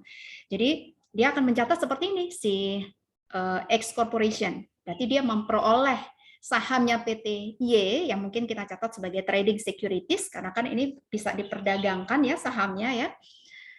250 juta dari 25.000 kalikan 10.000 ya. Kemudian karena kan pada waktu dia membeli premi, ya, dia kan sudah mengeluarkan uang 10 juta ini tadi ya, dia akan menutup akun call option-nya. Kredit call option 10 juta tadi ya. Kemudian berarti uang kas yang dia keluarkan hanya 22.000 ya, kalikan 10.000, 220 juta. Jadi dia mendapatkan gain dari transaksi ini yaitu sebesar 20 juta. Ya. Kalau misalnya saat itu dia langsung ingin mendapatkan uang kas, ya, dia bisa langsung jual harga 25.000. Nih, kalau dia misalnya mau memegang berupa saham, berarti ini ya sampai di sini jurnalnya. Kalau dia mau memegang sahamnya aja. Tapi kalau dia oke deh nih harganya lagi tinggi, saya mau jual aja deh. Nah, berarti di pasaran dia akan jual harga 25.000, berarti dia akan memegang uang kas sebesar 250 juta. Gitu. Ini kalau gross settlement. Tapi kalau net settlement, ya berarti kan tadi pihak counterpart itu mempersilahkan si X Corporation untuk membeli di pasaran, ya. Jadi dia ngasihnya berupa selisih harganya. Selisih harganya tadi kan 3.000 ya per lembar, kalikan 10.000, ya. Jadi dia akan mendapatkan uang kas sebesar 30 juta, ya. Kemudian kredit call option ini dari biaya membeli premi yang sudah dia keluarkan, berarti dia mendapatkan keuntungan di sini sebesar 20 juta. Gitu. Ya. Nah, Kalau put optionnya gimana? Ini tadi kan opsi untuk membeli, call option ya. Karena kan harga pasaran 25.000, berarti saya mendingan saya membeli di harga 22.000 ini tadi yang saya pergunakan. Tapi kalau yang put optionnya gimana? Ini kan saya berjanji untuk menjual di harga 18.500. Padahal harga pasar itu 25.000 ya. Berarti kalau saya mau menggunakan hak saya harus menjual si 10.000 lembar tadi di harga 18.500. Rugi kan? Karena dia merupakan option. Berarti dia mendingan nggak usah dipakai ya. Jadi di sini kita tutup aja kontrak put optionnya. Kan tadi kita sudah beli ya. Di sini debit put option, credit cash. Berarti di sini kita hanya mengakui kita mengalami kerugian dari membeli put option itu sebesar 10 juta. Ya, jadi karena harga pasaran itu di atas harga exercise-nya, sehingga perusahaan tidak menggunakan opsi jual, sehingga kerugian perusahaan di sini dengan dia membeli put option dan call option, kerugiannya itu terbatas hanya sampai premi opsinya sebesar 20 juta. Kalau keuntungannya nggak terbatas, tergantung dari harga pasar. Ya, harga pasarnya lagi naik, tadi ya, berarti kan perusahaan mengalami keuntungan. Gitu. Ya, atau misalnya harganya lagi turun, ya udah berarti dia gunakan aja hak untuk menjual ini tadi. Jual di harga 18.500, misalnya harga pasarannya lagi harga 15.000, nah untung kan dia kan? Gitu. Ya. Oke. Penjelasannya sampai di sini. Ini ada yang mau ditanyakan terkait dengan akuntansi untuk option?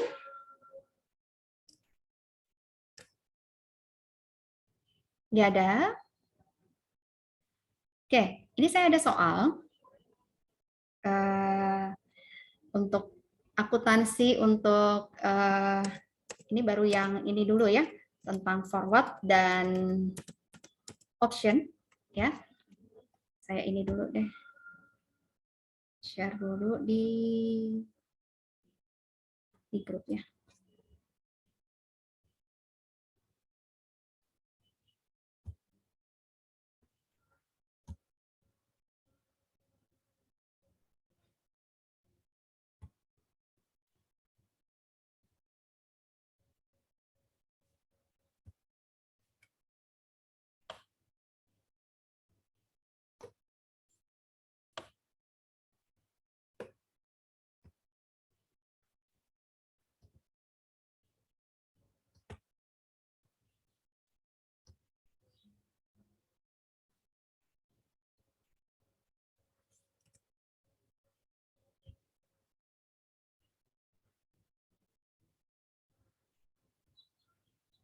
Oke, saya sudah share untuk soalnya di grup.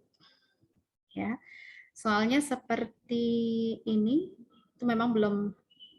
Nanti kita akan bahas bersama. Kira-kira jurnalnya seperti apa? Nah, saya minta mungkin keaktifan kalian. Siapa yang mau menjawabnya? Ini kan ini mungkin ya. Ada dua macam, stock option dan forward. Ya. Opsi dan forward. Ya. Oke, dua-duanya yang diminta adalah jurnal. Ya. Tentunya untuk membuat jurnal itu kan berarti harus tahu dulu perhitungannya. Ya. Jadi ini ada PT Asuransi Bahagia, dia merupakan salah satu perusahaan asuransi terkemuka. Dana premi yang diperoleh dari nasabah selain diinvestasikan ke dalam sekuritas utang dan saham, sebagian juga diinvestasikan dalam instrumen derivatif. Ya. Investasi pada instrumen derivatif ini semata-mata bertujuan untuk spekulasi, bukan dimaksudkan untuk melakukan lindung nilai dari si PT Asuransi. Jadi dia pengen tahu karena memang dia ini PT-nya adalah PT Asuransi ya, tentu dia dari spekulasi yang ada diharapkan dia akan mendapatkan keuntungan ya. Pada tahun 2019 dan tahun 2020 berikut adalah transaksi derivatif yang dilakukan PT Asuransi Bahagia ya. Ada stock option. Opsi di sini pada tanggal 15 November 2019 perusahaan memutuskan untuk berspekulasi atas harga saham PT XYZ yang saat itu harga pasarnya 18.000 per lembar. Perusahaan membeli opsi jual put option atas 8.000 lembar saham PT EQZ dengan harga exercise 15.000 per lembar. Perusahaan juga membeli opsi beli atau call option atas 12.000 lembar saham PT EQZ dengan harga exercise 20.000 per lembar. Untuk mendapatkan opsi jual itu, perusahaan harus membayar, ini berarti bayar preminya ya, Rp800 per lembar untuk opsi jual, opsi belinya Rp1.000 per lembar. Ya, beda harga ya, kalau tadi kita di PowerPoint-nya harganya sama ya. Kedua opsi itu hanya dapat digunakan pada saat jatuh tempo. Ya. Tanggal 15 Desember 2019. Pada tanggal 15 Desember 2019, harga pasar saham PT EQZ adalah 22.000 per lembar. Ya. Dan penyelesaian dilakukan secara net settlement. Oke. Nanti ini mungkin penyelesaiannya kita bisa lakukan dua macam ya. Coba kalian buat kalau dengan gross settlement gimana, kalau dengan net settlement bagaimana jurnalnya ya. Ini yang soal 1. Soal yang kedua adalah forward ya. Di contoh misalnya tanggal 1 Desember 2019 ya. Si PT Asuransi tadi itu berspekulasi terhadap mata uang asing dengan mengikat forward kontrak dengan seorang dealer mata uang asing untuk membeli 200.000 euro yang akan diserahkan tanggal 1 Maret 2020. Penyelesaian dilakukan melalui penyerahan fisik dan perusahaan bermaksud untuk menyimpan mata uang asing itu sambil menunggu nilai tukar yang menguntungkan. Tingkat bunga pasar adalah 12%. Berikut adalah data spot rate dan forward rate euro terhadap rupiah yang terkait dengan transaksi ya. Jadi ini ada spot rate, ada forward rate tanggal 1 Desember pada waktu terjadi forward kontrak 31 Desember dan tanggal 1 Maret ya. Kita diminta membuat jurnal ya. Kalau untuk forward rate ini kalau tadi di PowerPoint kan kita buatnya per bulan ya. Tanggal 31 Maret, mulai dari 1 Maret, 31 Maret, 30 April, 31 Mei gitu ya. Kalau ini nggak diminta per bulan ya. Karena di sini kan data yang diketahui adalah 1 Desember waktu dilakukan forward kontrak, terus karena dia melalui tanggal pelaporan keuangan jadi tanggal 31 Desember, terus yang diketahui lagi adalah pada waktu transaksinya ini tadi pada waktu jatuh tempo 1 Maret 2020. 1 Maret 2020-nya. Jadi untuk menghitung gain atau loss-nya nggak perlu per bulan ya karena datanya juga memang nggak ada. Jadi langsung aja berarti jurnalnya cuma 2 ya, 31 Desember dan tanggal 1 Maret ya. Oke, silahkan coba kalian buat dulu ya. Berapa menit nih waktunya ya? 10 menit ya. Nanti bergantian siapa yang mau menjawab untuk jurnalnya ya. Silakan untuk mungkin di stop dulu untuk ya. Iya belum di recordnya. Oke, karena dia tidak menggunakan haknya untuk menjual di harga berapa tadi? 15.000 per lembar ya. Maka jurnal apa yang dia buat di sini, Dinda? Yang put option ya, Bu? Ya, ini kan kita bicara put option ya. Berarti debitnya loss on put option. Oke. Senilai 6.400.000 didapat dari sama dengan yang jurnal yang atas tadi yaitu 8.000 dikali 800. Lalu kreditnya pada put option, Bu. Oke. Jadi ini ya. Ini kita mau close ya. Kreditnya tadi put option ya.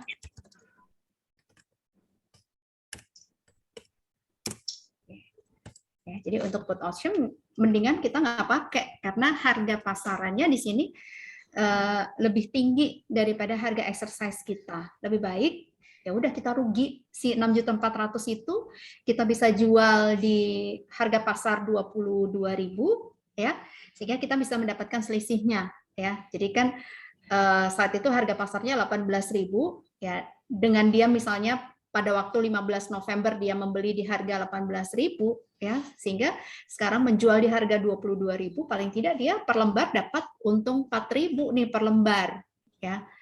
Paling dikurangin kerugian karena dia sudah membeli put option ini. Gitu. Ya. Oke, sekarang kalau call option, mungkin yang lainnya? Izin Bu, Ya, silakan Luna. jurnal yang dapat dibuat oleh PT Asuransi Bahagia karena dia menggunakan hak call option, yaitu cash.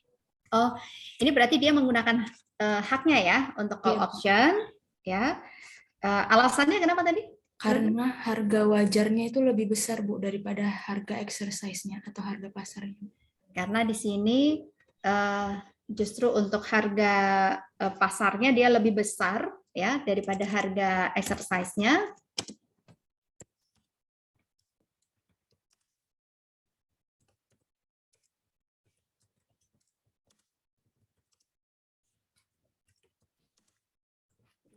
Si PT asuransi ini lebih baik menggunakan haknya ya.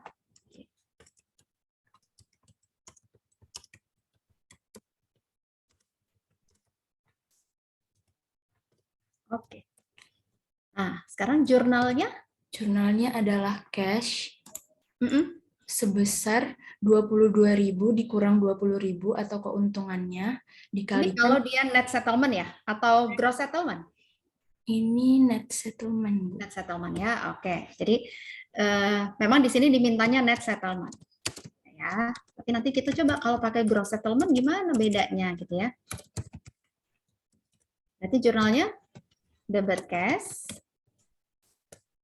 berapa? 22.000 dikurang 20.000 dikalikan dengan lembar sahamnya 12.000 Bu. 20.000 harga exercise-nya ya. Iya Bu. Kalikan dengan 12.000. 12.000. Oke, 24. Terus Lalu call option sebesar 12 juta Bu yang tadi. yang di atasnya. Iya. Terus Lalu gain on call option Bu. Sebesar 24.000 dikurangi 12 atau keuntungannya sebesar 12.000. oke, ini kalau dia menggunakan net settlement, ya. Kalau gross, ada mau jawab? Yang gross settlement? Izin Bu, Ya, silakan. kalau yang gross jurnalnya Ya, trading oke, securities itu 264 juta Bu. Gross settlement, tunggu dulu. Gimana? Apa dulu? Trading securities Bu. Oke, trading securities 22.000 dikali 12.000. 22.000 kali kan? 12.000 Bu. 12.000 ya. Ya. Terus Kemudian kreditnya call option-nya 12 juta. kalau 12 option, yang ini dikali ya. 1.000. Ya. Terus Kemudian cash-nya 240 juta, itu 20.000 dikali 12.000. berapa? 20.000 kali Oh ya, 20.000 ya dia membelinya ya. Kalikan dengan 12.000. Oke, terus Kemudian gain on call option-nya 12 juta Bu.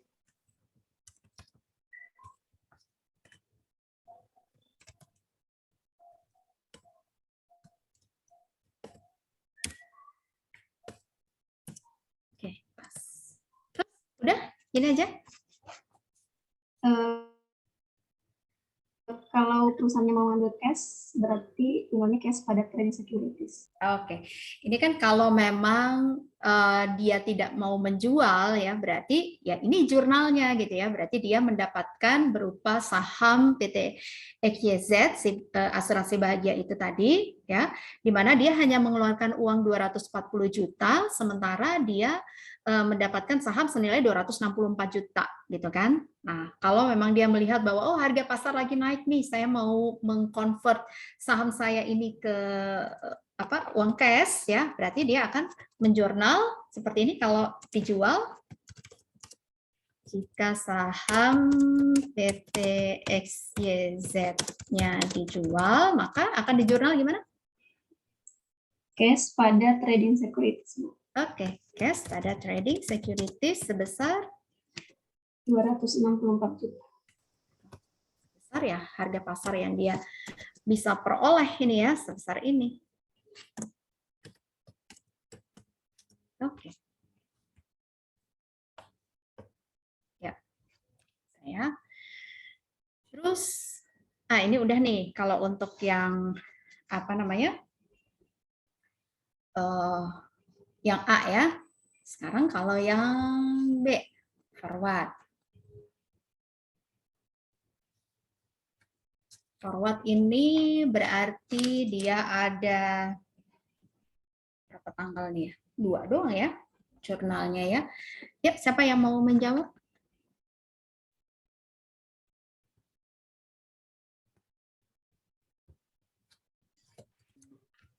Jurnalnya? Jurnal di sini, Bu, yang Priyaka? untuk 1 Desember 2019 itu belum di jurnal karena baru awal. Oke. Tanggal 1 Desember 2019 di sini tidak ada jurnal ya. Terus mulai ada jurnal tanggal berapa? Tanggal 31 Desember 2019. Tanggal 31 Desember. Ya, berarti 31 Desembernya gimana nih? Forward kontrak pada pen on forward kontrak sebesar 19.605.920,99 juta. Nah, ini ngitungnya gimana nih berarti? Karena kan nggak dibuat tabel ya. Iya. Harusnya ada tabel dulu nih. Tapi kita langsung pun bisa nih. Berarti gimana nih tadi ngitungnya?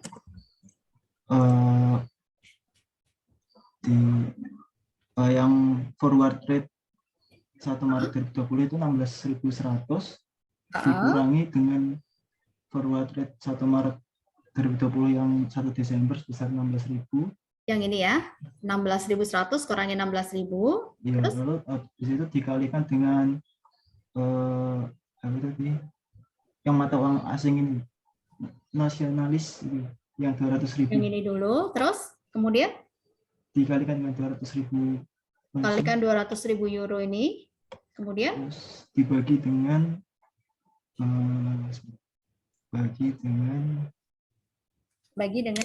diskon faktornya. Diskon faktor. faktornya. Oke, diskon faktor itu 1 plus R pangkat T.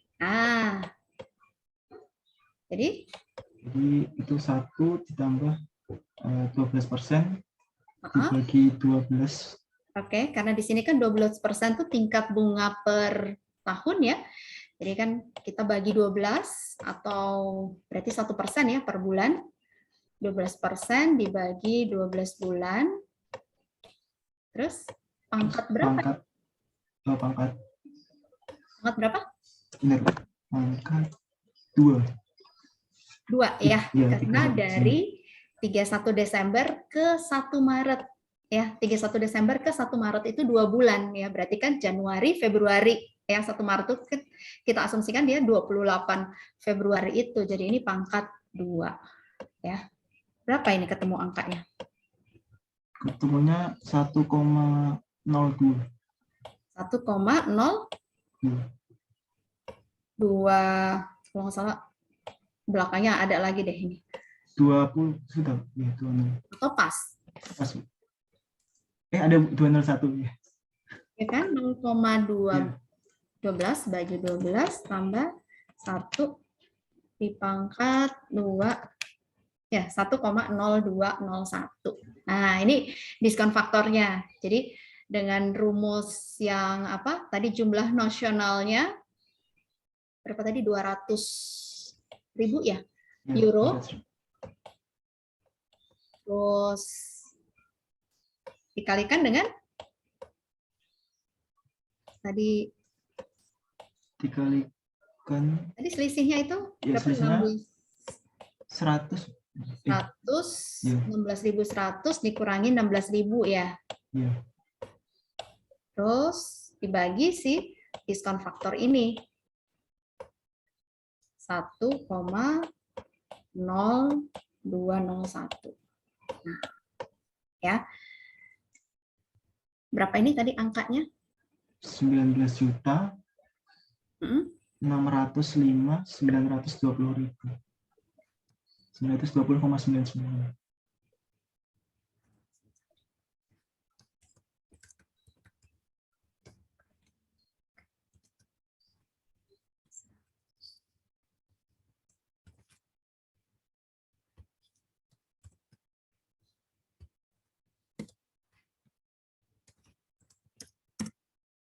Ini ya. Benar ya? 19.605 921. Makanya 999. Oke. Nah, ya. Ini tanggal 31 Desember. Nah, sekarang jurnal lagi tanggal berapa? 1 Maret 2020. Oke, 1 Maret. Mau Priyaka atau yang lainnya yang mau menjawab? Yang lainnya mungkin, silakan. Izin, Bu. Noviana, ya silakan.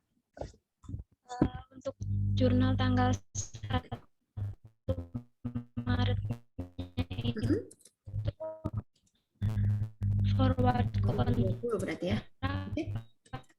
ada gain on forward contract sama Debetnya apa? cek. Lalu apakah didengar, Bu? Putus-putus. Ya, Bu. Forward Ya, ini ya. Ya, debetnya? kontrak pada gain on Oke. Forward kontrak. sama dengan yang tanggal 31 Desember. Oke, sama ya. Ini. Cuman angkanya berapa nih? Angkanya itu yang 1 Maret, forward rate pada 1 Maret dikurangi 31 Desember jadinya juga ya, Bu ya, selisihnya. Selisihnya. Lalu berarti angkanya berapa? Atau Uh, caranya ngitungnya berarti gimana? dicari dulu yang fair value forward kontraknya per 1 Maret. Oke, Ya, Bu. itu berapa fair value-nya? 40 juta, Bu. 40 juta, oke. Berarti ngitungnya adalah dari 200. Pakai rumus yang sama seperti ini ya, berarti kan? 200.000. 200.000 dikali Selisihnya berapa? selisihnya 200, Bu. 200, oke. Terus dibagi? Dibagi diskon faktornya itu 1, Bu. Oke, diskon faktornya 1 ya. Karena di sini dia pangkatnya 0 ya kan? Pangkatnya 0 jadi 1 ya. Jadi udah saya seperti ini aja terus dikurangin dengan karena kan dibagi sama ya. 14 juta. Oh. Iya, Bu. Sekian? Iya, Bu. 20.394.079. Oke, terus? Lalu untuk jurnal penyelesaiannya, Ya. cash. Cash-nya ini dalam ini ya, Bu. Sebentar, Bu. Cash yang dalam euro ya, Bu. Oke.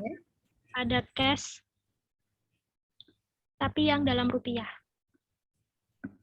Pada cash dalam rupiah. Oke, terus?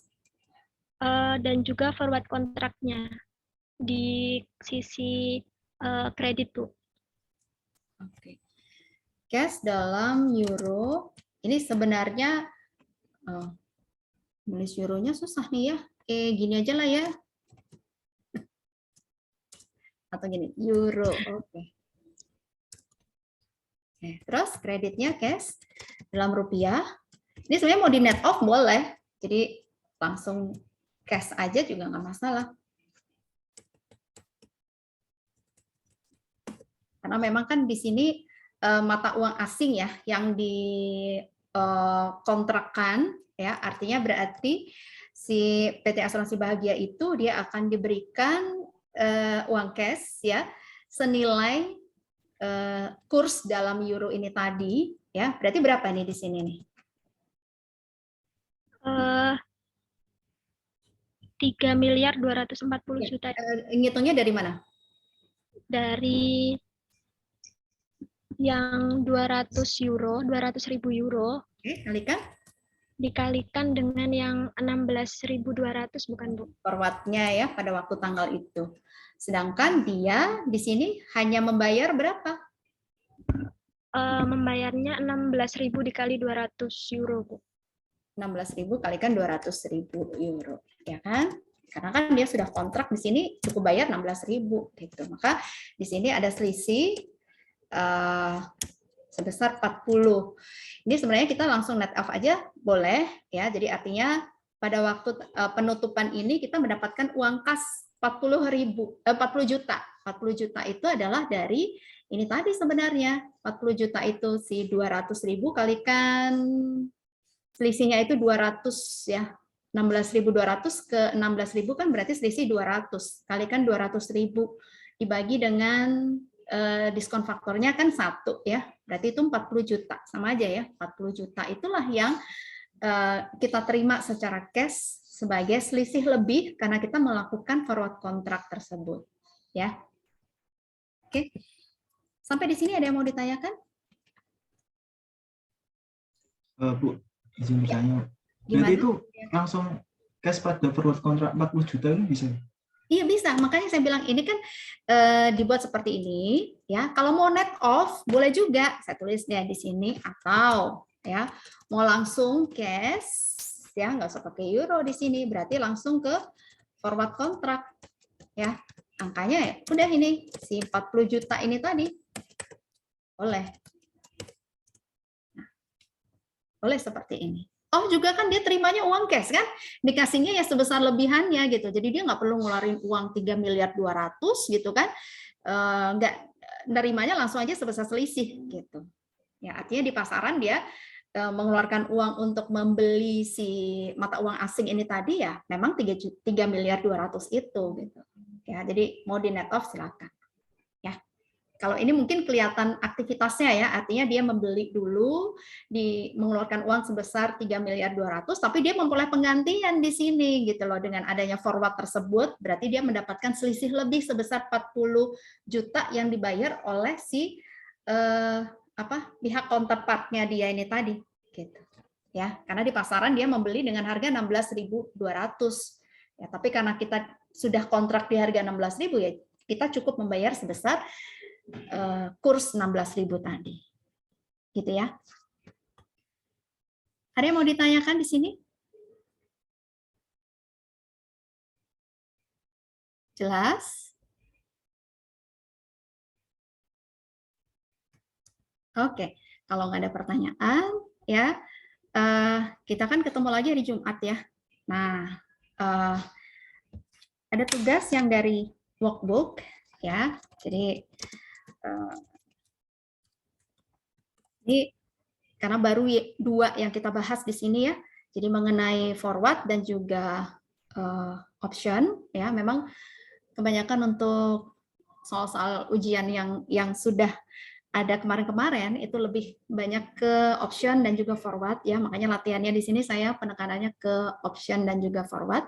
Cuma nanti hari Jumat nanti ada juga terkait dengan nanti sebagian ada mengenai swap ya. Jadi ini tugas workbook sekarang ini yang mengenai option dan juga forward ya, seperti yang kita bahas ini. Ini soal nomor 12 dan 13. Ya. Oke, seperti biasa kerjakan secara kelompok ya. Dikumpulkan nanti paling lambat kapan ya? Kan kita ketemu Jumat. Kamisnya bisa? Bisa, Bu. Saya? Oke, ya. Kamis malam lah kapan ya. Oke, kalau nggak ada pertanyaan, tadi kita udah absen. Saya screenshot sebentar ya. Silakan dinyalakan dulu.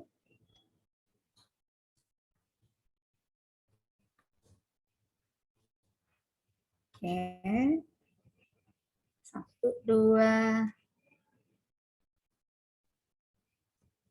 3. Oke, satu lagi. 1, 2, 3. Oke, ya. Oke. Saya akhirin dulu pertemuan hari ini. Kalau masih ada yang mau ditanyakan, silakan, boleh di grup, boleh japri, ya. Kita ketemu lagi nanti hari Jumat, ya. Oke. Saya akhirin dulu. Selamat siang, ya. Semoga sehat terus semuanya, ya. Oke. Assalamualaikum. Terima kasih. Waalaikumsalam warahmatullahi wabarakatuh. Terima kasih, Bu. Terima kasih, Bu.